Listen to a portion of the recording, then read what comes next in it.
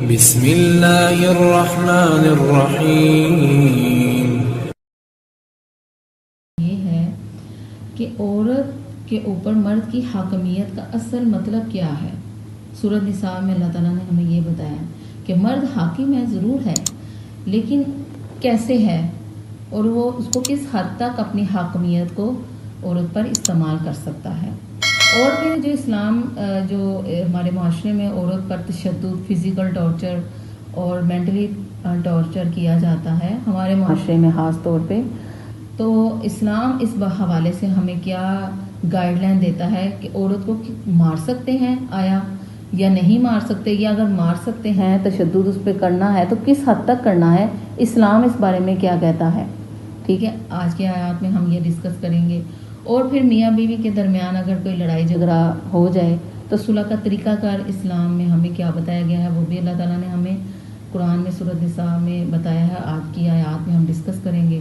اور پھر اس کے بعد خاندانی فیملی سسٹم سے ہٹ کر جو اگلی آیات آئیں گی سورۃ نساء کی آج ہم پڑھیں گے، اس میں دکھاوے کا عذاب کیا ہے اور کنجوسی کا عذاب کیا ہے، اور پھر شہادت علی الناس کا جو فریضہ اللہ تعالیٰ نے امت محمد صلی اللہ علیہ وآلہ وسلم کو دیا، وہ بھی آج ہم ڈسکس کریں گے۔ ٹھیک ہے، آج کی اللہ کا نام لے کر شروع کرتے ہیں۔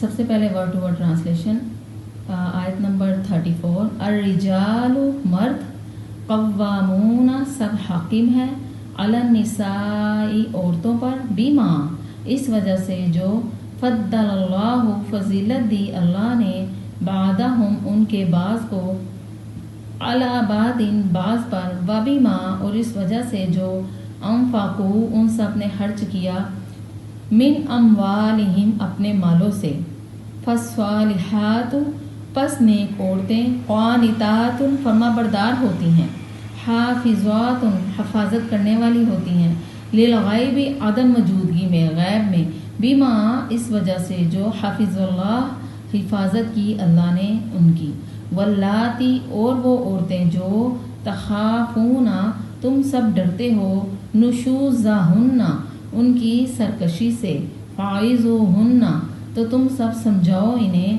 وہجروہن اور تم سب چھوڑ دو انہیں، فی المضاجع بستروں میں، وَاضْرِبُوهُنَّ اور تم سب مارو انہیں، فَإِن پھر اگر اطعناکم اطاعت کرنے لگے وہ تمہاری، فَلَا تَبْغُوا تو نہ تم سب تلاش کرو، عَلَيْهِنَّ ان پر، سبیلا راستہ، زیادتی کا راستہ، ان اللہ بے شک اللہ تعالیٰ، کانا ہے، علیمن بلند و بالا، کبیرہ اور بہت بڑا۔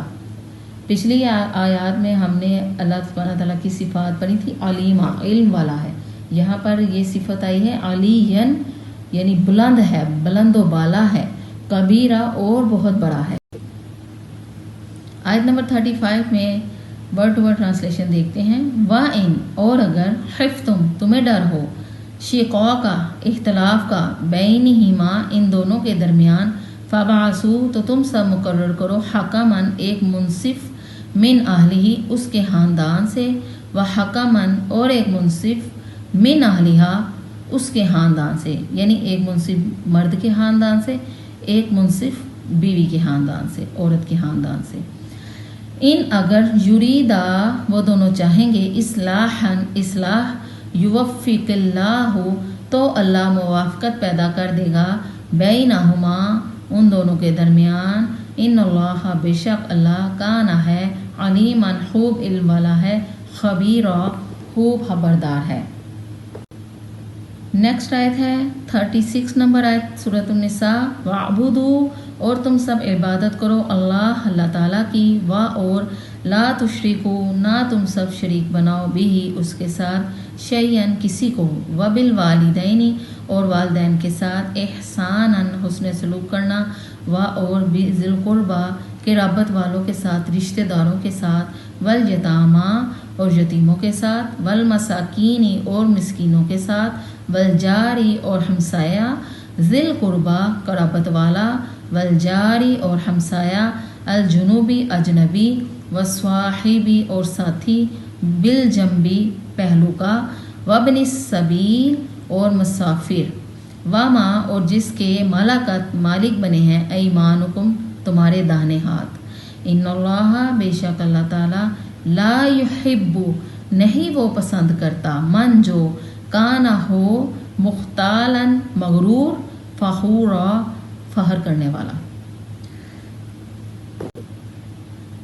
نیکسٹ آیت ہے آیت نمبر 37، الذین وہ لوگ جو یبخلون وہ سب بخل کرتے ہیں، ویکمرون اور وہ سب حکم دیتے ہیں، الناس لوگوں کو، بالبخل بخل کا، ویکتمون اور وہ سب چھپاتے ہیں، ما جو آتاہم اللہ دیا ہے ان کو اللہ نے، من فضلی اپنے فضل سے، وَأَعْتَدْنَا اور ہم نے تیار کیا ہے، للکافرین کافروں کے لیے، عذاباً عذاب، مہینہ رسوا کر دینے والا۔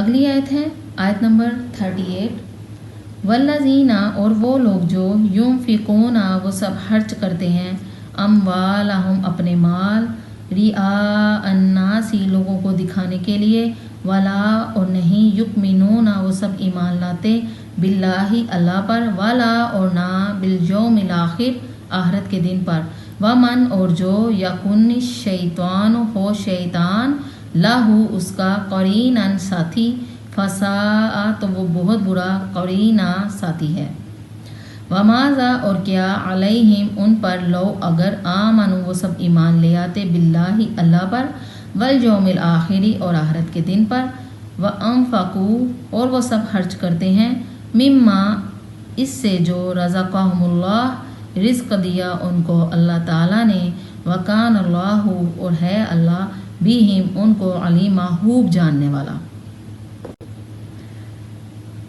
آیت نمبر 40، ان اللہ بے شک اللہ تعالیٰ، لا یظلم نہیں ظلم کرتا، مثقال ذرہ ذرہ برابر، وَإِنْ اور اگر، تَقُو ہو، حسنتاً کوئی نیکی، یضاعفھا وہ دگنا کر دیتا ہے اسے، ویؤتی اور وہ دیتا ہے، من لدنہ اپنی طرف سے، اجراً اجر، عظیما بہت بڑا۔ آیت نمبر 41، فَكَيْفَ پس کیا حال ہوگا، اذا جب، جئنا ہم لائیں گے، من کل امت ہر امت سے، بشہید ایک گواہ کو، وجئنا اور ہم لائیں گے، بکا آپ کو، علی ہؤلاء ان پر، شہیدہ بطور گواہ۔ آیت نمبر 42، یومئذ اس دن، یودّ چاہیں گے، الذین وہ لوگ جنہوں نے، کفروا سب نے کفر کی، وعصوا الرسول اور ان سب نے نافرمانی کی رسول کی، لو کاش، تسوا برابر کر دی جاتی، بہم ان پر، الارض زمین، ولا اور نہیں، یکتمون وہ سب چھپا سکیں گے، اللہ سے، حدیثہ کوئی بات۔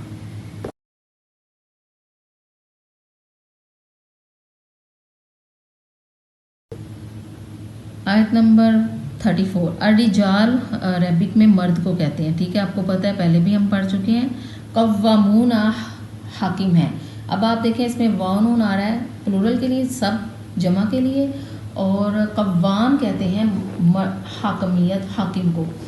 عربک میں اللہ تعالیٰ نے مرد کو حاکم بنایا ہے، عربی میں یہ ورڈ یوز ہوتا ہے، ٹھیک ہے۔ اعلیٰ نساء، اعلیٰ پر، نساء عورتوں پر، نساء عورت، بیما اس وجہ سے جو، فضل اللہ فضیلت دی اللہ نے، اور بعض یہ سارے دیکھیں جو اردو میں یوز ہوتے ہیں ورڈز وہی ہیں۔ انفقوا نفق، نون فا قاف، نفق خرچ کیا، اموال مال، فالصالحات صالح عورتیں، نیک عورتیں، قانتات قناعت پسند، فرما بردار، ہم اردو میں یوز کرتے ہیں نا قناعت، عربی کا ورڈ ہے لیکن اردو میں یوز ہوتا ہے۔ حافظات حفاظت کرنے والی ہیں، للغائب غیب چھپی ہوئی چیز، پوشیدہ عدم موجودگی میں، حافظ اللہ حفاظت کی اللہ نے، حافظ وا۔ آگے ہے ولاتی عورتیں، وہ عورتیں جو، ویسے ولاتی کا جو معنی ہے وہ ہے جو، تو وہ عورتیں جو، تخافون تم سب ڈرتے ہو، یعنی ہا الف فا یا ہا واو ہم اس کو ریپلیس کریں گے الف کو واو سے، ہا اور واو اور فا، خوف ڈرنا، تم سب ڈرتے ہو. اور اس میں واو نون جمع کے لیے ہے. نشوزا ہننا ان کی سرکشی سے، نشوزا یہ عربک میں سرکشی نافرمانی، ہننا ان کی. اب آپ عربک ورڈز کو نوٹ کرتے جائیں. اور فاعیزو ہننا، ہننا انہیں، اور فاعیزو تو تم سب سمجھاؤ، ٹھیک ہے عربک میں. وہجرو ہننا، ہا جیم را ہجرت چھوڑ دینا، ہجرت کا مطلب کیا ہے؟ ترک کرنا، چھوڑ دینا. ہا جیم را ہجرت تو تم چھوڑ دو انہیں، تنہا اکیلا. فی المضاجع بستروں میں، عربی کا ورڈ ہے یہ بھی. وَاضْرِبُوا ہننا، ضربہ کہتے ہیں عربی میں مارنے کو، تم سب مارو انہیں. فَإِن پھر اگر اطعناکم اطاعت کرنے لگے وہ تمہاری، کم تمہاری، اور اطاع الف تو اور عین اطاعت. فلا فا تو لا نہیں، تبغوا تو تم سب تلاش کرو، تبغوا تلاش کرو، علیہن ان پر. سبیل آپ کو پتہ ہے، سبیلا سبیل راستہ، راہ. اور علی اللہ سبحانہ تعالیٰ کا نام ہے، اسم مبارک ہے، بلند و بالا، کبیرہ بہت بڑا. وَإِنْ اور اگر خفتم تمہیں ڈر ہو، خف خوف جو ہم پہلے بھی پڑھا ہے یہ ورڈ، خوف ڈر. اور شقاق کا اختلاف، بین درمیان. فبعثوا مقرر کرو. اور حکمن منصف ایک حکم، ایک منصف انصاف پسند ایک فرد. اور اہل خاندان، اہل و عیال خاندان. اب آپ اس میں دیکھ لیں خود ہی کتنے ورڈز ہیں جو ہم ریگولر یوز کرتے ہیں. ہمارے لیے کوئی خاص ایسا اس میں ورڈ نہیں ہے جو ہمارے لیے بالکل نیا ہو. اطاعت ہے، تبغوا میں تلاش کرنا، اور یہ ہے ورڈ عربی کا جو ہم اردو میں یوز نہیں کرتے. سبیلا بھی پتہ ہے ہمیں. اور شقاق ہے اختلاف، پہلے بھی بار بار پڑھ چکے ہیں، بین درمیان کو کہتے ہیں. اور فبعثوا باسط مقرر، اور حکم منصف، اہل خاندان کو اہل و عیال جیسے ہم یوز کرتے ہیں ورڈ. اور خفتم میں خوف. اور اس کے بعد ہے یریدا، رید کہتے ہیں پہلے بھی پڑھا ہم نے، چاہنا. اصلاحاً اصلاح، صلح اصلاح. یوفق اللہ موافقت پیدا کرنا، صلح کروانا، موافقت پیدا کرنا. بین درمیان اگین ریپیٹ ہوا ہے. علیماً علم والا ہے، اور خبیرہ خبردار ہے. اس کے بعد وعبدوا عبادت کرو، عین با دال. تشرکوا شرک، شین را کا شرک، شریک نہ کرو. شئی چیز، والدین احسان، حسن سلوک کرنا، احسان کرنا. اور قربا قرابت رشتہ دار، یتامہ یتیم، مساکین. جاری یہ ہے دیکھیے نیا ورڈ، جاری ہمسایہ.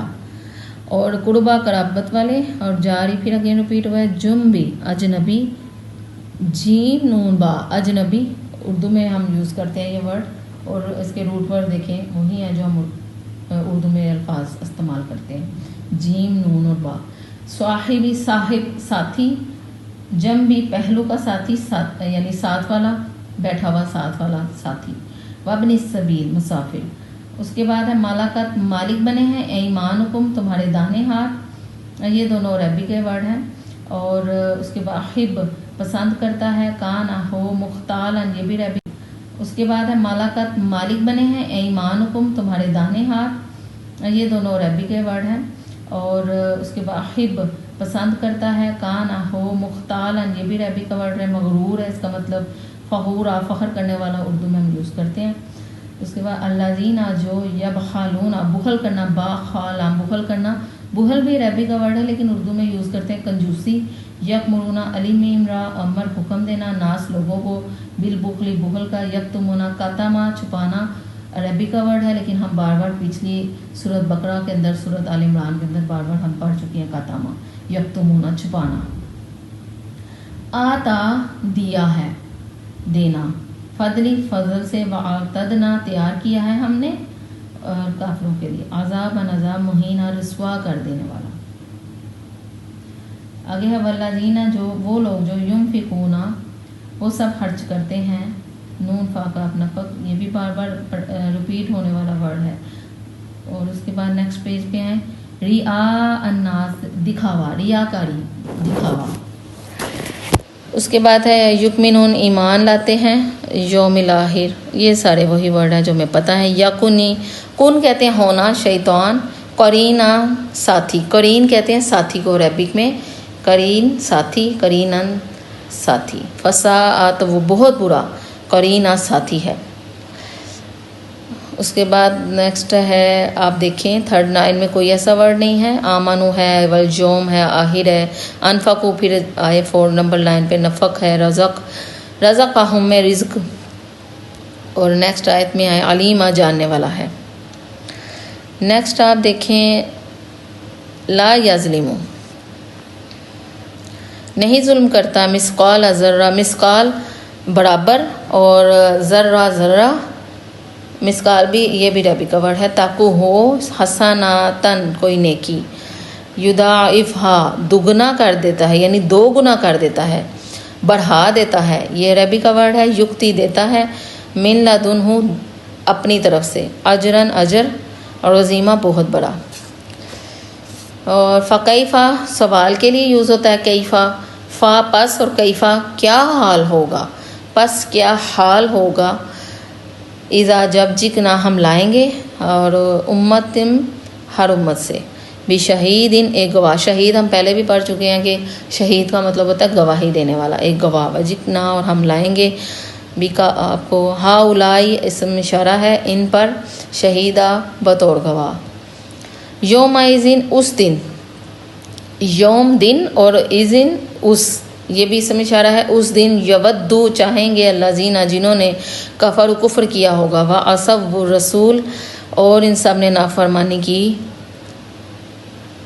لو کاش تو سوا برابر کر دی جاتی۔ اب آپ دیکھیں اس میں سوا، سوان ہم نے پڑھا تھا سورہ بقرہ میں، سوام برابر ہے، تو عربی کا ورڈ ہے، پہلے بھی پڑھ چکے ہیں، برابر کر دی جاتی، الارض زمین، یکتمون اگین ریپیٹ ہوا ہے، حدیث کوئی بات، حدیث کہتے ہیں بات کوئی، جیسے ہم ہمارے نبی صلی اللہ علیہ وسلم کی قول کو، بات کو ہم حدیث کہتے ہیں نا، حدیث مبارکہ، تو حدیث کا اصل مطلب ہے بات، قول، بات، حدیثہ کوئی بات، ٹھیک ہے۔ یہاں تک ہمارا جو ورڈز کی ایکسپلینیشن تھی، عربک ورڈز اور اردو کے ورڈز ہم نے یہ دیکھے، امید ہے آپ سب کو اچھی طرح کلیئر ہو گئے ہوں گے۔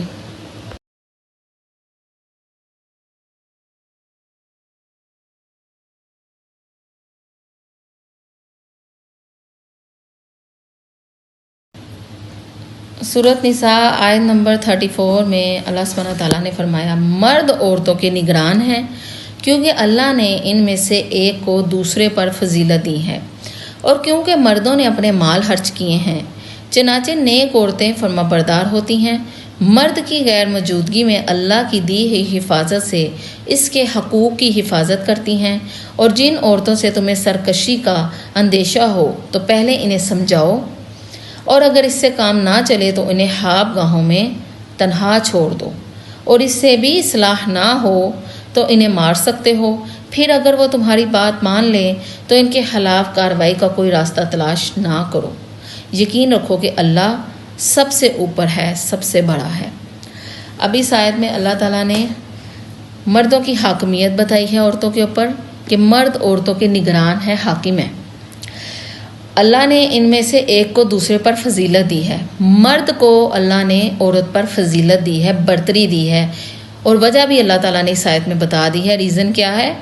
مرد اپنے مال عورتوں پہ خرچ کرتے ہیں، اوبویسلی مرد کماتے ہیں، باہر جاتے ہیں کماتے ہیں، اور عورتوں کو گھر میں عورتیں ہوتی ہیں ان پہ خرچ کرتے ہیں، ان کا نان نفقہ، ان کا لباس، ان کا کھانا پینا، تمام اخراجات مرد ہی اٹھاتے ہیں۔ تو مرد اس لیے عورتوں پر حاکم ہے، نگران ہے، کیونکہ مرد اپنا مال عورت پہ خرچ کرتا ہے۔ لیکن اس کا یہ مطلب ہرگز نہیں ہے کہ اس سے عورت کی عزت ختم ہو جاتی ہے۔ اس آیت کی حکمت سمجھنے کی ہے کہ مرد کو اللہ تعالیٰ نے عورت کا نگران بنایا ہے، اس کی حفاظت کرنے والا بنایا ہے، اس پر مال خرچ کرنے کا حکم دیا ہے اللہ نے، لیکن ہیومن ڈگنیٹی میں مرد اور عورت برابر ہیں۔ سربراہ مرد ضرور ہے، کیونکہ سربراہ ایک ہی ہوتا ہے۔ کسی بھی ادارے میں آپ چلے جائیں، کسی بھی ملک میں چلے جائیں، کسی بھی شہر میں چلے جائیں، اسی طرح فیملی ہے، خاندان ہے، سربراہ ایک ہی ہوتا ہے۔ سربراہ دو کبھی بھی نہیں ہو سکتے، کیونکہ وہ تو پھر آپس میں ٹکراؤ ہو گیا، وہ تو پھر معاملہ خراب ہو گیا، وہاں تو بگاڑ پیدا ہو جاتا ہے جہاں دو سربراہ ہوں۔ سربراہ ایک ہی ہوتا ہے، لیکن اس سے یہ مطلب نہیں ہوتا کہ عورت کی عزت اس سے ختم ہو گئی ہے، اور ہیومن ڈگنیٹی میں عورت اور مرد بالکل برابر ہیں۔ عورت کی عزت اسی طرح محترم ہے اسلام کے اندر جس طرح ایک مرد کی عزت ہے۔ اللہ تعالیٰ نے وجہ حاکمیت کی بتائی ہے جو وہ یہ ہے کہ مرد عورتوں پہ مال خرچ کرتے ہیں، اور یہ بڑی عظیم بات ہے مردوں کے حوالے سے کہ یہ مردوں کی عظمت ہے کہ وہ عورت پہ اپنا مال خرچ کرتے ہیں۔ یہ اتنا آسان نہیں ہوتا، ایک مرد کا ہی حوصلہ ہوتا ہے نا کہ عورت کو گھر بیٹھے وہ اتنی آسائشیں دیتا ہے اور سہولیات دیتا ہے اور اس کا ہر خواہش پوری کرتا ہے، ہر ضرورت پوری کرتا ہے۔ تو اس لیے پھر یہ اللہ تعالیٰ نے، اور پھر پاور میں، فزیکل پاور میں مرد عورت سے زیادہ ہوتا ہے، عورت فزیکلی مرد کے مقابلے میں کمزور ہوتی ہے، تو اس لیے عورت کی حفاظت بھی مرد کی ذمہ داری اللہ تعالیٰ نے رکھی ہے، اس لیے حاکم ہے وہ اور سربراہ ہے۔ اس سے یہ مرد بالکل غلط مطلب اخذ نہ کریں کہ ہماری اب عزت ہی اتنی زیادہ ہو گئی ہے، ہم عورت کی عزت کو کچھ احترام ہی نہ کریں اور عورت کو کوئی عزت نہ دیں۔ یہ بالکل غلط کنسیپٹ ہے کہ عورت کی عزت نہیں ہوتی ہے۔ عورت ہیومن ڈگنیٹی میں مرد اور عورت بالکل برابر ہیں۔ مرد نے عورت کی ویسے عزت کرنی ہے جیسے عورت نے مرد کی عزت کرنی ہے، رسپیکٹ میں دونوں برابر ہیں۔ اور یہ وہ پوائنٹ ہے جو مرد نہیں سمجھتا، وہ یہ ضرور سمجھتا ہے قرآن کی آیت کے مطابق کہ عورتیں جو ہیں ہماری جو ہم ان پہ حاوی ہیں، ہم ان کے حاکم ہیں، مرد یہ کنسیپٹ تو لیتا ہے یہ، لیکن اس کا بالکل الٹ بھی چلتا ہے کہ عورت کو وہ عزت نہیں دیتا جو عورت کا اصل حق ہے، اسلام نے دیا ہوا ہے۔ عورت کی ایسے ہی عزت ہے جیسے ایک مرد کی عزت ہوتی ہے، اور اس کو کرنی ہے۔ اسلام نے دیا ہے عورت کو وہ مقام کہ مرد اس کی ایسے ہی عزت کرے جیسے ایک عورت مرد کی عزت کرتی ہے۔ یہ بالکل غلط کنسیپٹ ہے۔ اور اسی طرح جیسے ہمارا قرآن اس کو سپورٹ کرتا ہے اور ہماری احادیث بھی اس کو سپورٹ کرتی ہیں۔ صحیح مسلم میں حدیث ہے، ایک شخص نے ہمارے نبی صلی اللہ علیہ وسلم سے پوچھا کہ مجھ پر سب سے زیادہ حق کس کا ہے؟ تو آپ صلی اللہ علیہ وسلم نے فرمایا تیری ماں۔ پھر دوبارہ اس نے پوچھا، پھر ہمارے نبی صلی اللہ علیہ وسلم نے فرمایا تیری ماں کا۔ پھر اس نے تیسری بار پوچھا تو آپ نے یہی فرمایا تیری ماں۔ 3 بار فرمایا تیری ماں، اور چوتھی بار اس نے پوچھا تو فرمایا تیرا باپ۔ یہاں اب عورت آگے نکل گئی نا، اور جنت کیا فرمایا جاتا ہے؟ جنت ماں کے قدموں کے پاس ہے۔ یعنی اس کا مطلب یہ نہیں ہے کہ جنت ہی نیچے رکھ، مطلب یہ ہے کہ عورت کی عظمت اتنی زیادہ ہے، ماں کی عظمت اتنی زیادہ ہے، ماں کا درجہ اتنا زیادہ ہے اسلام کے اندر کہ اللہ نے اولاد کی، بیٹے کی، بیٹی کی جنت ہی اس کے قدموں کے نیچے رکھ دی ہے، اس کی خدمت کے اندر رکھ دی ہے۔ ایک بیٹے نے اور بیٹی نے ماں کی خدمت اتنی کرنی ہے تاکہ اسے جنت مل جائے۔ اللہ نے عورت کی، ماں کی خدمت کے اندر جنت رکھ دی ہے۔ یہ ہے عورت کی عزت اسلام کے اندر۔ حاکمیت میں مرد کے اوپر ذمہ داری بڑھ جاتی ہے، وہ عورت کی خدمت میں لگتا ہے، بلکہ وہ عورت کی خدمت میں لگ جاتا ہے، وہ دن رات کماتا ہے عورت کے لیے، اپنی فیملی کو سپورٹ کرنے کے لیے، لیکن عزت دونوں برابر ہے عزت کے اندر۔ اور اس کے ساتھ ساتھ اللہ تعالیٰ نے پھر آگے عورتوں پہ، چونکہ مرد کی یہ ذمہ داری ہے، پھر عورت کی بھی آگے اللہ تعالیٰ نے فرمایا ہے سورۃ نساء میں، اسی آیت 34 میں، چنانچہ نیک عورتیں فرما بردار ہوتی ہیں۔ اب عورت کی نیکی کو کہاں پہ اللہ تعالیٰ نے پوائنٹ بتایا؟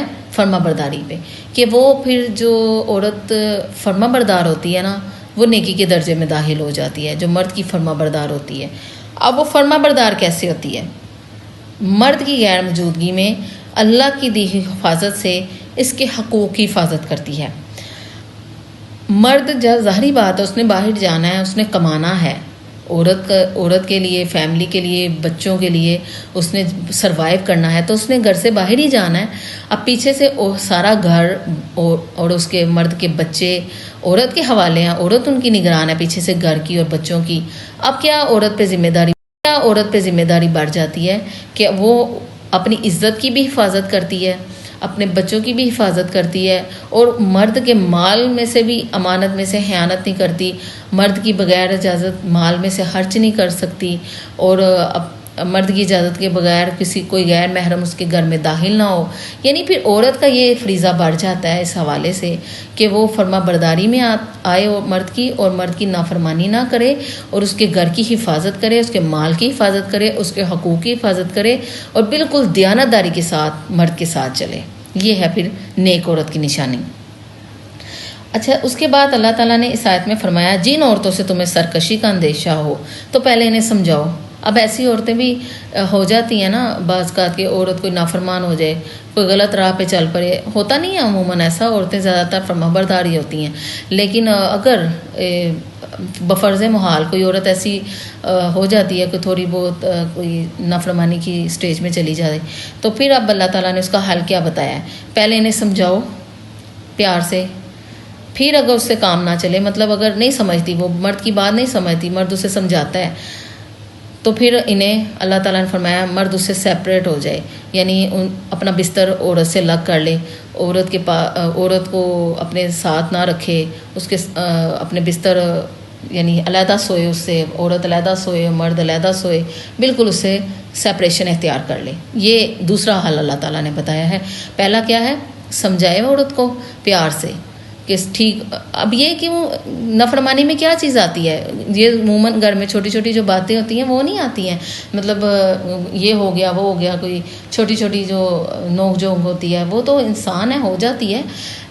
اس میں یہ آ جاتی ہے نافرمانی میں کہ اگر عورت بالکل ایک غلط راہ پہ چل پڑے، ٹھیک ہے، کسی غیر محرم کے ساتھ دوستی کر لے، یا کسی غیر محرم کو پریفرنس دے، یا مرد جس مرد کو ناپسند کرتا ہو اس کے ساتھ عورت بات چیت کرے یا اس کو اپنے گھر میں آنے دے، تو ایسی چیز وہ پھر نافرمانی میں آ جاتی ہے، سرکشی میں آ جاتی ہے. اور مرد اگر اس کو ناپسند کرتا ہے تو پھر اسے سمجھائے عورت کو. اگر وہ نہیں سمجھتی پھر اس سے سیپریشن اختیار کرے. سیکنڈ اللہ تعالیٰ نے یہ فرمایا. اور تھرڈ پھر اللہ تعالیٰ نے فرمایا اگر اس سے بھی نہیں وہ سمجھتی، اگر مرد اس سے سیپریٹ ہو گیا پھر بھی وہ اپنی اسی روش پہ چل رہی ہے، تو پھر انہیں مار سکتے ہو. اور یہ مارنا بھی اصلاح کے لیے ہے.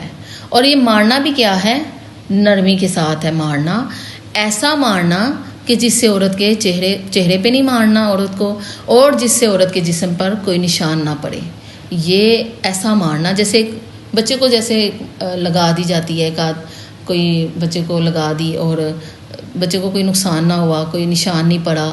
جیسے بچے کو اگر مارا جاتا ہے تو زیادہ زور سے تو نہیں مارا جاتا نا، ہلکا سا یہ ایسا ایک ڈرایا ہی جاتا ہے نا. اس طرح کا عورت کو مارنا ہے مرد نے اگر ضرورت پڑے تو، مطلب سرکشی کے لیول پہ چلی جائے، نافرمانی کے لیول پہ چلی جائے تو پھر اتنا مارنا ہے جیسے ایک بچے کو نرمی سے مارا جاتا ہے، اور جس سے عورت کے جسم پہ کوئی نشان نہ پڑے، اس کی کوئی فزیکلی وہ ڈیمیج نہ ہو، یا اس کو کوئی چہرے پہ نہیں مارنا، اس کے فیس پہ نہیں مارنا. یعنی اس میں بھی احتیاط کرنی ہے مارنے میں.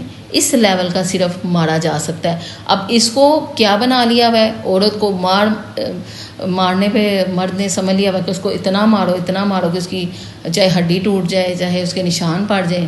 اب آپ دیکھتے ہیں کہ بعض ایسا کیسز سامنے آتے ہیں کہ جس میں عورت پہ اتنا زیادہ فزیکلی ٹارچر کیا جاتا ہے کہ جس میں عورت کا نقصان ہو جاتا ہے، کوئی اس کے جسم پہ نشان پڑ جاتے ہیں، یا اس کی کوئی عضو آرگن ڈیمیج ہو جاتا ہے. تو یہ اس چیز کی اسلام اجازت نہیں دیتا، نہ اس چیز کی قرآن اجازت دیتا ہے. اور اس میں پھر وہ مرد کی پکڑ ہے، اور اس کو مارنے کا حکم اتنا ہے کہ بس نرمی کے ساتھ، جس میں پہ نشان نہ پڑے. پھر اگر وہ تمہاری بات مان لیں، ہاں جی، اب یہ فرمایا کہ اگر عورت مان لیتی ہے بات، پھر یعنی اتنا سمجھایا، تھوڑی سی پنش بھی کیا، اس کو سیپریٹ کر لیا اپنے سے، پھر تھوڑا سا اس کو پیار محبت سے نرمی سے مار بھی لیا، تو اب وہ سمجھ جاتی ہے. اگر اب وہ ٹھیک ہو جاتی ہے، اگر وہ اپنا جو اس میں خراب عادت ہے کوئی وہ چھوڑ دیتی ہے، تو اب اللہ تعالیٰ نے مرد کو کیا حکم دیا؟ اب یہ اگلا حکم مرد کے لیے آ گیا.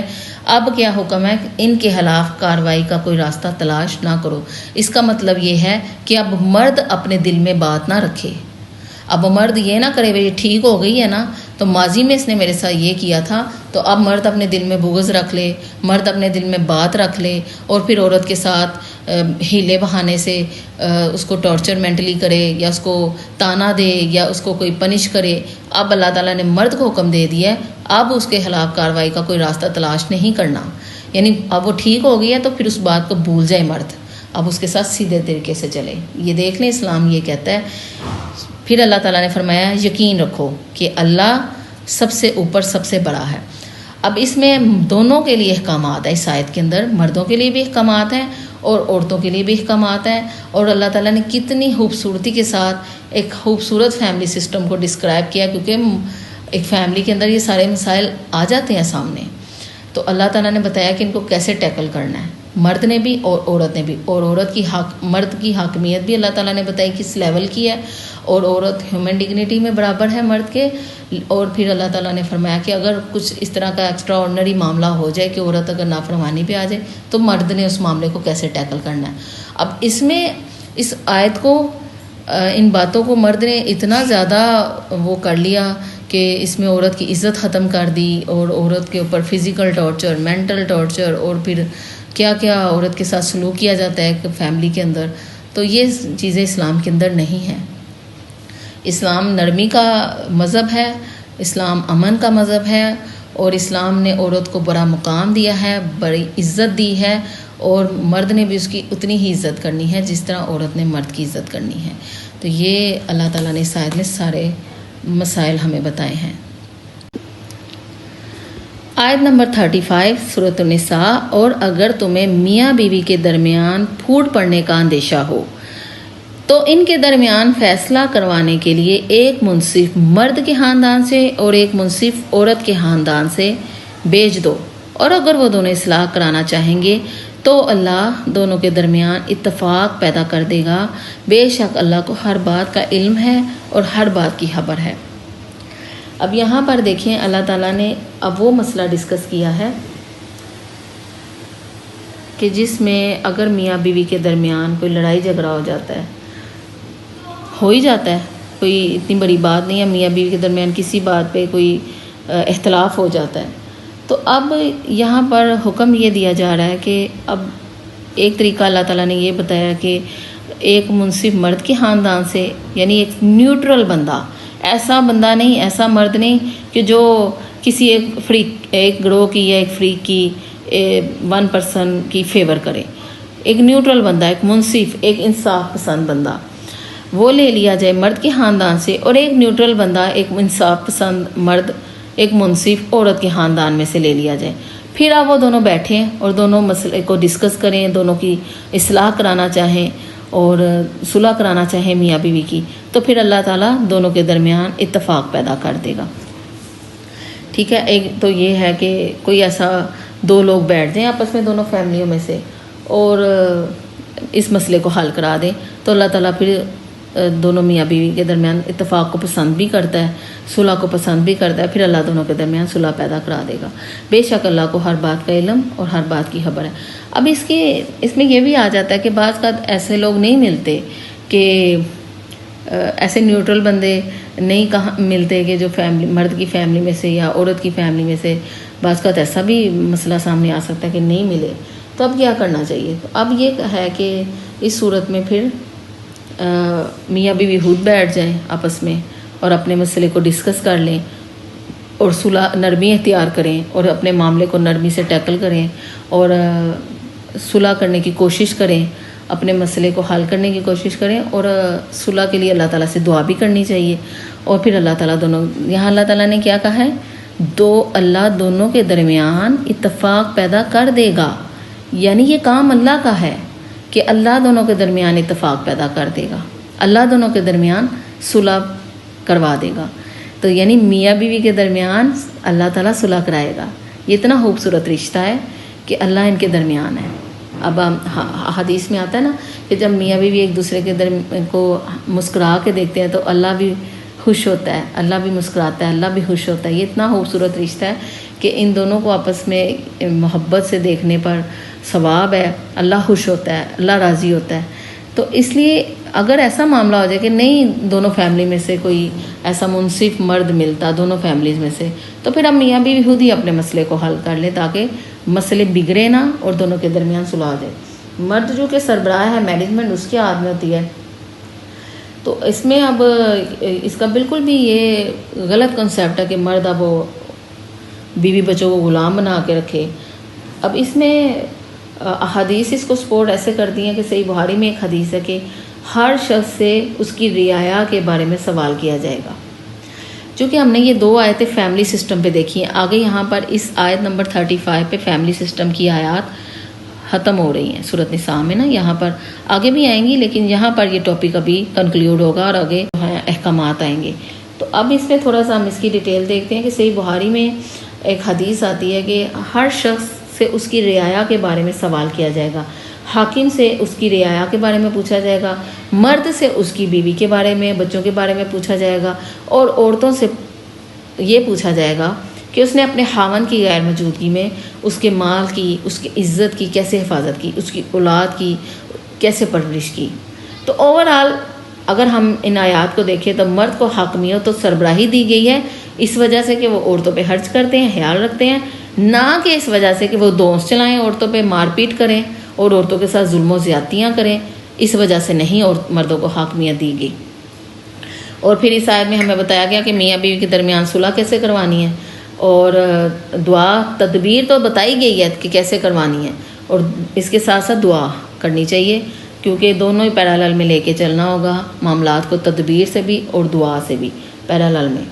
اور اس میں عورت کو بھی تھوڑا کمپرومائز، نرمی، کیونکہ عورت ہے، قربانی کا جذبہ عورت کے اندر زیادہ ہوتا ہے، کمپرومائز کا جذبہ عورت کے اندر زیادہ ہوتا ہے، اللہ نے رکھا ہوا ہے، تو اس میں عورت کو ذرا نرمی زیادہ دکھانی چاہیے اوورال، ٹھیک ہے، کیونکہ مرد کے مقابلے میں پھر بھی چلے وہ نگران ہے، حاکم اور خرچ کرتا ہے، تو حاکم اور سربراہی۔ تو حدیث ہے جامعہ ترمذی میں اس حوالے سے کہ جس عورت نے بغیر وجہ اپنے خاوند سے طلاق لی تو اسے جنت کی خوشبو بھی نہیں ملے گی۔ اس لیے عورتوں کو ذرا کمپرومائزنگ سائڈ پہ زیادہ آنا چاہیے۔ اور مردوں کے لیے بھی صحیح بخاری میں ایک حدیث ہے کہ عورت کو اللہ نے آدم کی ٹیڑھی پسلی سے پیدا کیا، اس کو سیدھا کرنے کی کوشش نہ کرو ورنہ توڑ بیٹھو گے، اور اسے توڑنا کیا ہے، اسے طلاق دینا ہے، تم اس سے نفع حاصل کرو، یعنی ٹالریٹ کرو، صبر اور برداشت کے ساتھ اس کے ساتھ معاملہ کرو۔ اور پھر اسی طرح صحیح مسلم میں بھی ایک حدیث ہے کہ تم میں سے کوئی مرد بھی اپنی مومنہ بیوی سے بغض نہ رکھے، یعنی اپنے دل میں اس کے خلاف نفرت نہ رکھے۔ اور پھر مسلم شریف میں ایک اور حدیث ہے کہ دنیا برتنے کی جگہ ہے اور سب سے بہترین دنیا کا سرمایہ نیک بیوی ہے۔ اسی طرح دیکھیں نا، احادیث سپورٹ کرتی ہیں مرد کو بھی اور عورت کو بھی پیرالل میں۔ تو یہ گاڑی کے 2 پہیے ہوتے ہیں، میاں اور بیوی، تو پھر ہی گاڑی چلے گی نا، یہ فیملی سسٹم میاں اور بیوی دونوں کے ساتھ چلے گا۔ ایک بھی اگر پہیہ خراب ہو گیا تو گاڑی تو نہیں چلے گی، رک جائے گی نا، چاہے مرد اگر اس میں ڈسیبل ہو گیا تو عورت اکیلی گھر کو نہیں چلا سکتی، مینیج نہیں کر سکتی، اور اس میں عورت اگر ڈسیبل ہو جاتی ہے تو مرد اکیلا گھر کو نہیں چلا سکتا، وہ مینیج نہیں کر سکتا۔ تو دونوں نے پیرالل میں ایک دوسرے کے ساتھ اور تعاون اور قربانی اور درگزر اور صبر اور تحمل کے ساتھ معاملات کو لے کر اس فیملی سسٹم کو لے کر چلنا ہے۔ اتنا خوبصورت مذہب ہمارا جس میں اتنا خوبصورت فیملی سسٹم بتایا قرآن کے اندر اللہ تعالیٰ نے۔ اب یہاں پر فیملی سسٹم کی جو آیات کا ٹاپک فی الحال کمپلیٹ ہوا۔ نیکسٹ آیت ہے 36 نمبر، اب ہم اس کو دیکھتے ہیں۔ سورۃ النساء آیت نمبر 36 میں اللہ سبحانہ تعالیٰ نے فرمایا ہے، اور اللہ کی عبادت کرو اور اس کے ساتھ کسی کو شریک نہ ٹھہراؤ، اور والدین کے ساتھ اچھا سلوک کرو، نیز رشتہ داروں، یتیموں، مسکینوں، قریب والے پڑوسی، دور دراز والے پڑوسی، ساتھ بیٹھے ہوئے یا ساتھ کھڑے ہوئے شخص اور راہگیر کے ساتھ، اور اپنے غلام اور باندیوں کے ساتھ بھی اچھا برتاؤ رکھو، بے شک اللہ کسی اترانے والے شہیباز کو پسند نہیں کرتا۔ یہاں آیت نمبر 36 میں اللہ تعالیٰ نے احکامات دیے ہیں۔ یہ احکامات بنی اسرائیل میں تورات میں بھی اللہ تعالیٰ نے دیے تھے، 10 احکامات ہیں یہ جو اللہ تعالیٰ نے بنی اسرائیل میں بھی اتارے تھے، اور اب یہاں پر ان کا ذکر قرآن میں بھی 4 مقامات پہ آیا ہے۔ یہاں ہم نے سورۃ بقرہ میں بھی ایک دفعہ ان کو پڑھا تھا، اور اب یہاں سورۃ نساء میں بھی، پھر آگے سورۃ انعام میں بھی آئیں گے یہ، اور سب سے زیادہ ان کی ڈیٹیل سورۃ بنی اسرائیل میں آئے گی، وہاں انشاءاللہ دیکھیں گے۔ اور یہاں پر دیکھیں آپ، توحید کا ٹاپک ڈسکس ہوا ہے، ایک اللہ کی عبادت کرو۔ اب عبادت کا ٹاپک ہم نے ڈیٹیل سے سورۃ بقرہ میں دیکھا تھا کہ عبادت کا مفہوم کیا ہے، اللہ کی عبادت کرنا، اللہ کو ماننا اور اللہ کی ماننا، یعنی صرف ایک اللہ کو نہیں ماننا، اللہ کی بات کو بھی ماننا ہے، اللہ کے احکامات کو بھی ماننا ہے، ٹھیک ہے، عبادت کا مطلب یہ ہے۔ اور پھر اس کے بعد کسی کو عبادت کے بعد آیا ہے شرک نہیں کرنا، اللہ کے ساتھ کسی کو شریک نہ ٹھہراؤ، شرک کی نفی آئی ہے، اور پھر والدین کے ساتھ اچھا سلوک کرنے کے احکامات آئے ہیں۔ پھر اس کے بعد 4 نمبر پہ آیا ہے رشتہ داروں کے ساتھ اچھا سلوک، قرابت والوں کے ساتھ اچھا سلوک کرنا ہے، پھر یتیموں کے ساتھ، پھر مسکین اور غریب جو لوگ ہوتے ہیں ان کے ساتھ اچھا سلوک کرنے کا حکم آیا، پھر قریب والے پڑوسی یعنی گھر کے ساتھ جو رہنے والے مکانوں میں رہنے والے قریب والے پڑوسی، اور دور دراز والے پڑوسی یعنی محلے دار ہو گئے، اور دور دراز والے لوگ ہو گئے ان کے ساتھ بھی، یعنی انسان اگر کسی جگہ پہ جاتا ہے کوئی ساتھ بیٹھا ہی ہوتا ہے اور اس کے ساتھ بھی اچھا سلوک رویہ اختیار کرنا چاہیے۔ اور راہگیر یعنی مسافروں کے ساتھ، مسافروں کا معاملہ ایسا ہے کہ سفر اب پہلے زمانوں میں تو، آج کے دور میں تو بہت ہی آسان دور آ گیا ہوا ہے۔ اگر کوئی مسافر ہے اس کے ساتھ کوئی پرابلم آ گیا، کوئی پیسوں کا مسئلہ آ گیا ہے سفر کے دوران، تو آج کل تو سارا سسٹم آن لائن آ گیا، کوئی مسئلہ نہیں آ۔ لیکن پرانے وقتوں میں کیا ہوتا تھا کہ سفر کے دوران اگر کسی کی جیب کٹ گئی ہے یا کسی کے پیسے کہیں گر گئے ہیں تو کوئی آن لائن سسٹم تو تھا نہیں، تو سفر میں پھر وہ مسافر تو محتاج ہو گیا نا، تو مسافر کے ساتھ بھی پھر مدد کرنے کے احکامات آئے کہ مدد کرنی ہے اس کی، کیونکہ وہ سفر میں ہے اور اس کے ساتھ کوئی پرابلم آ گیا ہے تو اس کی مدد کرنی ہے۔ اور غلام اور باندیوں کے ساتھ بھی اچھا سلوک کرنا ہے۔ اب آپ نے دیکھا ترتیب کے ساتھ اللہ تعالیٰ نے سارے احکامات دیے ہیں کہ عبادت کے ساتھ شرک، اس کے بعد شرک اور والدین آئے ہیں 3rd نمبر پہ، اور پھر رشتہ دار آئے ہیں۔ اب ہوتا کیا ہے کہ لوگ اپنے دوستوں کے ساتھ تو بڑا اچھا سلوک کرتے ہیں اور باہری معاملات میں لوگ بڑے اچھے رہتے ہیں، لیکن رشتہ داروں کے ساتھ معاملات کچھ اتنے اچھے نہیں چل رہے ہوتے، تو ایسا نہیں ہونا چاہیے۔ قرآن جو ہے ترتیب بیان کرتا ہے، اس میں پہلے اللہ تعالیٰ نے دیکھیں والدین کے بعد رشتہ داروں کے معاملات کو ڈسکس کیا ہے کہ رشتہ داروں کے ساتھ اچھا سلوک کرنا ہے، اور پھر اس کے بعد اللہ تعالیٰ نے ترتیب کے ساتھ بالترتیب یتیموں، مسکینوں، قریب والے پڑوسی، دور والے پڑوسی، اور ساتھ کھڑے ہوئے کوئی شخص اور ساتھ بیٹھا ہوا کوئی شخص ہو، یعنی جیسے خواتین کا معاملہ آ جائے، فار ایگزامپل کہیں انسان کہ کسی ڈاکٹر کے پاس بھی جیسے جاتے ہیں خواتین، اگر ساتھ بیٹھی خواتین ہیں ان کے ساتھ اچھا سلوک کا حکم ہے، مرد ہیں تو وہ ساتھ بیٹھے ہوئے مرد کے ساتھ اچھا سلوک ہے، یعنی کسی بھی جگہ پہ انسان چلا جائے، کسی بھی باہری معاملات میں کوئی بھی انسان کو ملے، ساتھ کھڑے ہوا شخص، ساتھ بیٹھا ہوا شخص، اچھا سلوک کرنا ہے، اچھے اخلاق کے ساتھ پیش آنا ہے۔ اور پھر مسافروں کے آ گیا پھر احکامات، پھر غلام جو باندیاں، غلام، چلیں آج کے دور میں غلام اور باندیوں کا سلسلہ تو نہیں ہے، لیکن گھروں میں جیسے میڈ وغیرہ ہوتے ہیں، ہمارے ملازم ہوتے ہیں، ہمارے انڈر لوگ ہوتے ہیں، ماتحت ہوتے ہیں، خدمت میں مامور ہوتے ہیں جو لوگ، ان کے ساتھ اچھا سلوک کرنا چاہیے، یہ اللہ تعالیٰ نے ہمیں بتایا ہے۔ اور پھر اللہ تعالیٰ نے فرمایا ہے بے شک اللہ کسی اترانے والے شہی باز کو پسند نہیں کرتا، غرور کرنے والے، فخر کرنے والے کو اللہ پسند نہیں کرتا۔ ڈرنے کا بس مقام ہے، اللہ تعالیٰ نے احکامات بھی دیے ہیں اور اللہ تعالیٰ نے فرمایا احکامات پہ عمل کرنا ہے، اور اللہ تعالیٰ کسی شہی باز، اترانے والے، فخر کرنے والے، غرور کرنے والے کو بالکل پسند نہیں کرتا، اور جس کو اللہ پسند نہیں کرتا پھر وہ شیطان کا پسندیدہ ہوتا ہے، پھر وہ شیطان کی راہ پہ چل رہا ہوتا ہے۔ تو اللہ تعالیٰ محفوظ رکھے اور اللہ تعالیٰ ہمیں ان لوگوں میں شامل فرمائے جو اللہ کو محبوب ہیں، اللہ کو پسند ہیں، آمین۔ نیکسٹ آیت ہے آیت نمبر 37۔ یہاں پر کنجوس لوگوں کے احکامات اللہ تعالیٰ نے ہمیں دیے ہیں کہ کنجوس لوگ کیسے ہوتے ہیں اور کنجوس جو ہے معاملات کو کیسے لے کے چلتے ہیں اپنی لائف میں، وہ اللہ تعالیٰ نے ہمیں بتایا ہے۔ ایسے لوگ جو خود بھی کنجوس ہیں اور دوسروں کو بھی کنجوسی کی تلقین کرتے ہیں، اور اللہ نے ان کو اپنے فضل سے جو کچھ دے رکھا ہے اسے چھپاتے ہیں، اور ہم نے ایسے ناشکروں کے لیے ذلیل کر دینے والا عذاب تیار کر رکھا ہے۔ دیکھیں اللہ تعالیٰ نے فرمایا ہے کہ اللہ نے اپنے فضل سے انہیں ساری نعمتیں دی ہوئی ہیں نا، تو خود کنجوس ہیں ہی، خود تو ہیں ہی کنجوس، مال خرچ نہیں کرتے، لیکن دوسروں کو بھی کہتے ہیں کنجوسی کرو، مال خرچ نہ کرو۔ اچھا یہ کیا بات ہے کہ خود تو ہیں ہی کنجوس تو دوسروں کو بھی کہتے ہیں کنجوسی کرنے کا، اس کا کیا مطلب ہے؟ اس کا مطلب یہ ہے کہ دوسروں کو اس لیے کہتے ہیں کہ ہم نے دوسروں کو کہا مال خرچ کرنے کا، تو وہ تو ہمیں پلٹ کے کہے گا نا کہ تم میاں خود بھی تو مال خرچ کرو، خود تو کرتے نہیں، تو اس لیے خود دوسروں کو بھی کہتے ہیں کہ تم بھی نہ خرچ کرو، تم بھی مال کو جوڑ کے رکھو۔ تو خود بھی کنجوسی کرتے ہیں اور دوسروں کو بھی کنجوسی کرنے کی تلقین کرتے ہیں، تاکہ نہ ہم مال خرچ کریں نہ دوسرے کریں تو نہ دوسرے ہمیں کہیں۔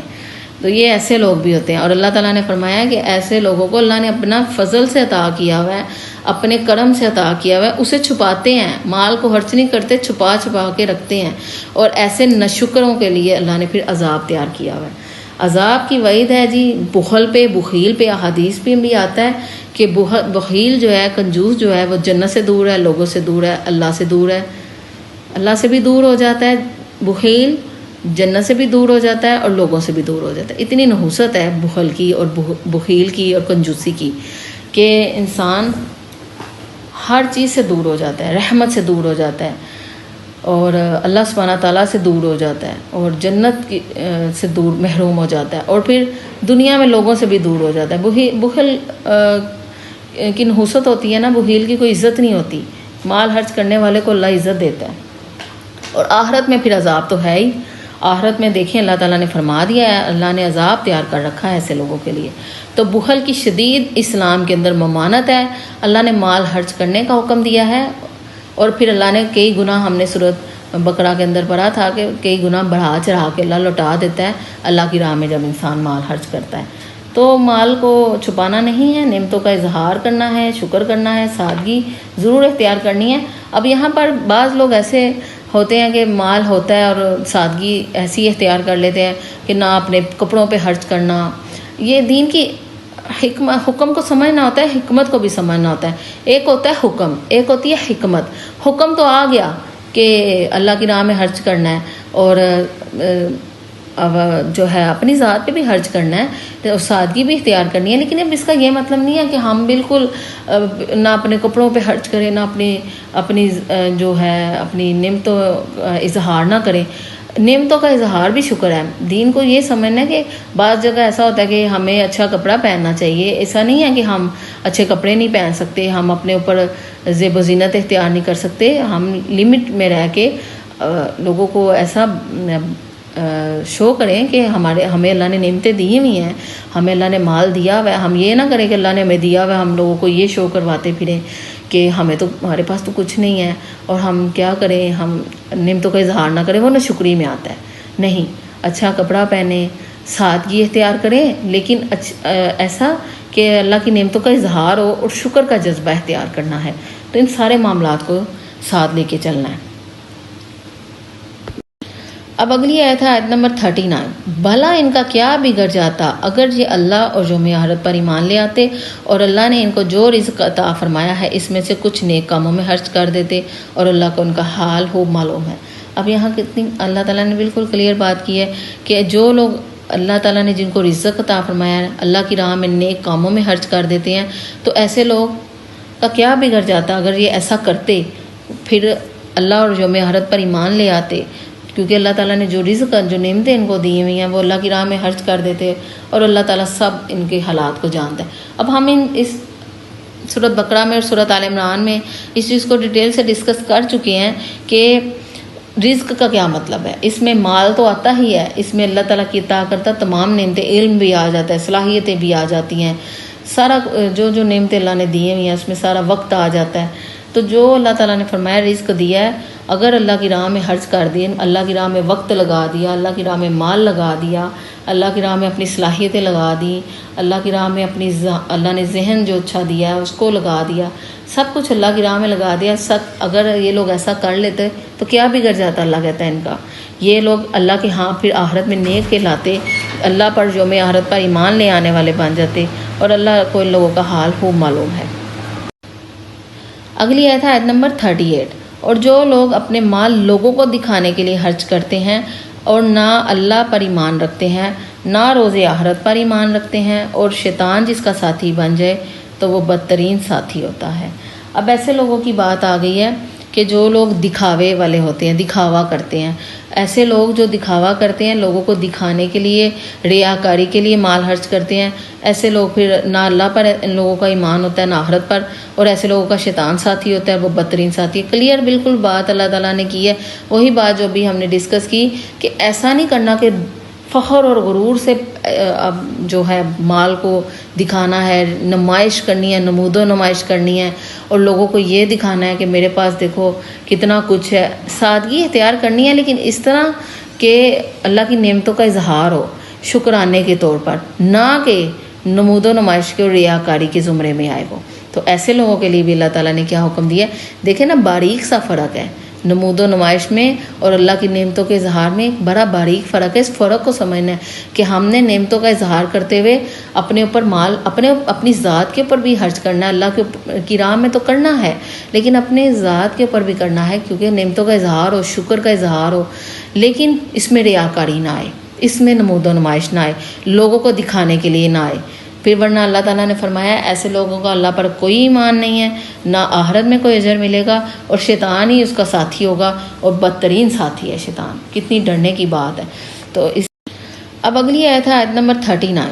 بھلا ان کا کیا بگڑ جاتا اگر یہ اللہ اور یوم آخرت پر ایمان لے آتے اور اللہ نے ان کو جو رزق عطا فرمایا ہے اس میں سے کچھ نیک کاموں میں خرچ کر دیتے اور اللہ کو ان کا حال خوب معلوم ہے. اب یہاں کتنی اللہ تعالیٰ نے بالکل کلیئر بات کی ہے کہ جو لوگ اللہ تعالیٰ نے جن کو رزق عطا فرمایا ہے اللہ کی راہ میں نیک کاموں میں خرچ کر دیتے ہیں, تو ایسے لوگ کا کیا بگڑ جاتا اگر یہ ایسا کرتے, پھر اللہ اور یوم آخرت پر ایمان لے آتے, کیونکہ اللہ تعالیٰ نے جو رزق جو نعمتیں ان کو دی ہوئی ہیں وہ اللہ کی راہ میں خرچ کر دیتے, اور اللہ تعالیٰ سب ان کے حالات کو جانتا ہے. اب ہم اس سورۃ بقرہ میں اور سورۃ آل عمران میں اس چیز کو ڈیٹیل سے ڈسکس کر چکے ہیں کہ رزق کا کیا مطلب ہے. اس میں مال تو آتا ہی ہے, اس میں اللہ تعالیٰ کی عطا کرتا تمام نعمتیں, علم بھی آ جاتا ہے, صلاحیتیں بھی آ جاتی ہیں, سارا جو نعمتیں اللہ نے دی ہوئی ہیں اس میں سارا وقت آ جاتا ہے. تو جو اللہ تعالیٰ نے فرمایا رزق دیا ہے, اگر اللہ کی راہ میں خرچ کر دیں, اللہ کی راہ میں وقت لگا دیا, اللہ کی راہ میں مال لگا دیا, اللہ کی راہ میں اپنی صلاحیتیں لگا دی, اللہ کی راہ میں اللہ نے ذہن جو اچھا دیا ہے اس کو لگا دیا, سب کچھ اللہ کی راہ میں لگا دیا. اگر یہ لوگ ایسا کر لیتے تو کیا بگڑ جاتا, اللہ کہتا ہے ان کا. یہ لوگ اللہ کے ہاں پھر آخرت میں نیک کہلاتے, اللہ پر یوم آخرت پر ایمان لے آنے والے بن جاتے, اور اللہ کو ان لوگوں کا حال خوب معلوم ہے. 40. اللہ ذرا برابر بھی کسی پر ظلم نہیں کرتا, اور اگر کوئی نیکی ہو تو اسے کئی گناہ کر دیتا ہے, اور خود اپنے پاس سے عظیم ثواب عطا کرتا ہے. دیکھیں کتنی خوبصورت بات, احکامات دی ہیں نا یہاں پر. ہمیں پیچھے احکامات پڑھتے آ رہے ہیں بار بار. دیکھیں پہلے اللہ نے فیملی سسٹم کے احکامات دیے ہیں, پھر اللہ تعالیٰ نے جو 10 کمانڈمنٹس جو دیے ہیں احکامات کی وہ ہم نے ڈسکس کیے. پھر دکھاوا نہیں کرنا, کنجوسی نہیں کرنی, اللہ کی راہ میں خرچ کرنا ہے, اور ریاکاری نہیں کرنی, اور سارا اللہ تعالیٰ نے ہمیں ڈیٹیل سے ساری باتیں بتائی ہیں. اب اللہ تعالیٰ نے فرمایا یہاں پر آیت نمبر 40 میں کہ جو کوئی پھر نیک ہوگا اللہ تعالیٰ کئی گناہ کر کے اسے عظیم ثواب دیتا ہے, کئی گناہ کر کے, اور اللہ کسی پر ذرہ برابر بھی ظلم نہیں کرتا. ایک ذرہ کیا ہوتا ہے, شاید وہ نظر بھی نہیں, انسانی آنکھ اس ذرے کو دیکھ بھی نہیں سکتی.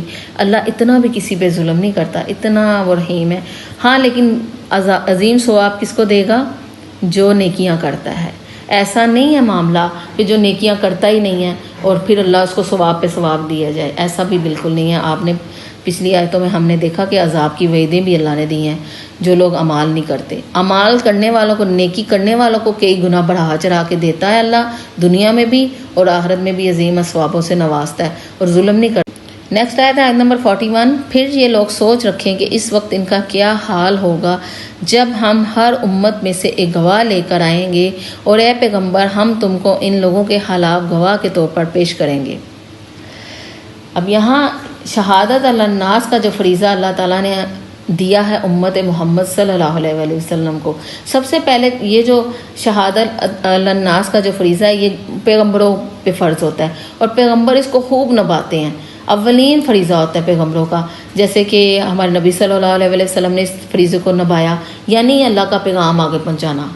ٹھیک ہے, شہادت علی الناس کا مطلب یہ ہے کہ لوگوں تک اللہ کے پیغام کو پہنچانا, اور جو کہ نبیوں نے اس فریضے کو اچھی طرح انجام دیا. اس کے بعد پھر ہم نے دیکھا کہ ہمارے نبی صلی اللہ علیہ وآلہ وسلم کے بعد صحابہ کرام, ہمارے نبی کے اصحاب نے اس فریضے کو بڑے اچھے طریقے سے انجام دیا. پھر نسل در نسل یہ فریضہ امت میں یہ ذمہ داری منتقل ہوتی رہی, اور قیامت تک مسلمان امت محمدی ہر مرد اور عورت پر یہ فریضہ اولین فریضہ ہے شہادت علی الناس کا, کہ اللہ تعالیٰ کا پیغام پوری دنیا میں پہنچانا ہے. امت نے, ہمارے نبی صلی اللہ علیہ وسلم کی امت نے اس کام کو آگے لے کر چلنا ہے. اور ہمارے نبی اللہ تعالیٰ نے اس آیت میں دیکھیں فقیفہ کیا حال ہوگا ان کا جب ہم ہر امت میں سے گواہ لے کر آئیں اور پیغمبر، پھر ہم تم کو ان لوگوں کے خلاف گواہ کے طور پر پیش کیے جائیں گے۔ یعنی اس کا مطلب یہ ہے کہ تمام انبیاء قیامت کے دن اپنی اپنی امتوں کے اچھے اور برے اعمال پر گواہی پیش کریں گے، گواہی دیں گے، اور ہمارے نبی صلی اللہ علیہ وآلہ وسلم کو اپنی امت کے لوگوں پر گواہ بنا کے پیش کیا جائے گا۔ یعنی پیغمبر گواہی دیں گے کہ میری امت اپنی امت کے حق میں یا اپنی امت کے خلاف گواہی دینی ہوگی پیغمبروں کو، اور ہمارے نبی صلی اللہ علیہ وآلہ وسلم بھی اپنی امت کے حق میں یا گواہی دیں گے یا اپنی امت کے خلاف گواہی دیں گے۔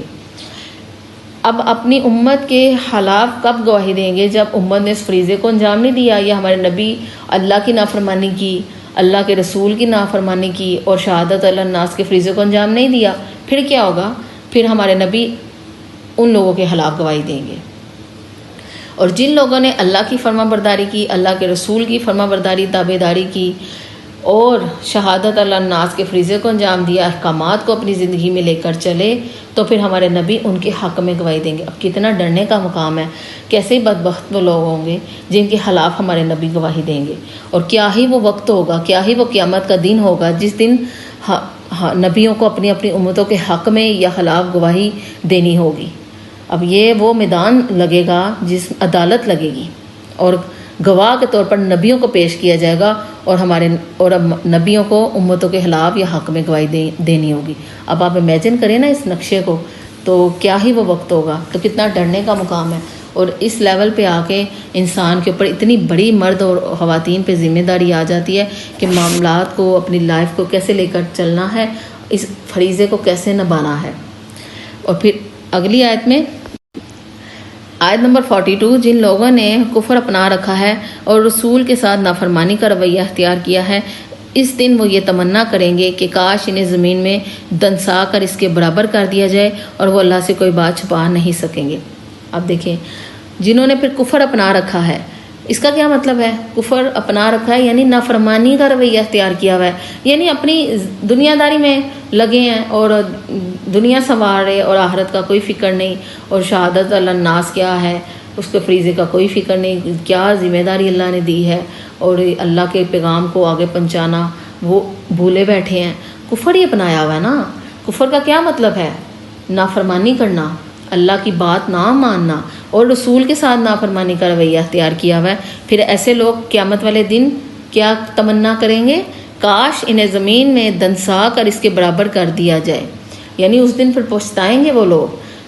ان میں مسلمان بھی آتے ہیں جو اپنی دنیا تو سنوارنے کی فکر میں لگے ہوئے ہیں، لیکن اس ذمہ داری کو بھولے بیٹھے ہیں، اس فکر کو بھولے بیٹھے ہیں، رسول کے ساتھ نافرمانی میں مبتلا ہے۔ رسول کے ساتھ نافرمانی میں مسلمان ہی مبتلا ہے نا، کافر تو رسول کو مانتے ہی نہیں۔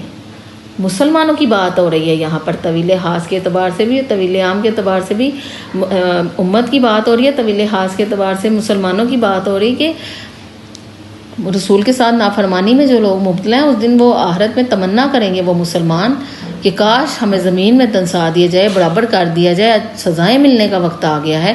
ہم دنیا میں تو دنیا کے میں مگن تھے، دنیا داری میں مگن تھے، اور اپنی دنیا کو سنوارنے کی فکر میں تھے، ہم تو اس فریضے کو بھولے بیٹھے تھے، اور آج آخرت میں وہ تمنا کریں گے کہ کاش زمین میں ہمیں دنسا دیا جائے اور زمین کو برابر کر دیا جائے۔ کتنا ڈرنے کا مقام ہے۔ اللہ تعالیٰ نے قرآن میں کھول کھول کے ہر آخرت بتا دی ہے، پھر بھی انسان نہ ڈرے، اور وہ اللہ سے کوئی بات چھپا نہیں سکیں گے۔ پھر بھی انسان نہ ڈرے اور اپنی آخرت کی فکر نہ کرے۔ قرآن آخرت پہ بیس کرتا ہے، قرآن ہمیں اپنی آخرت سنوارنے کے بارے میں بتاتا ہے، جبکہ انسان بالکل اس کے اپوزٹ چل رہا ہے اور اپنی دنیا سنوارنے کی فکر میں مگن ہے۔ اللہ سبحانہ تعالیٰ سے دعا کر سکتے ہیں کہ اللہ تعالیٰ ہمیں ہماری دنیا بھی اچھی کر دے اور ہماری آخرت بھی اچھی کر دے۔ ربنا آتنا فی الدنیا حسنہ وفی الآخرۃ حسنہ وقنا عذاب النار، آمین۔ یہاں تک ہمارا آج کا لیسن الحمدللہ کمپلیٹ ہوا۔ امید ہے آپ سب کو اچھی طرح سمجھ آ گئی ہوگی۔ سبحانک اللہم و بحمدک اشہد ان لا الہ الا انت استغفرک و اتوب الیک۔ جزاک اللہ۔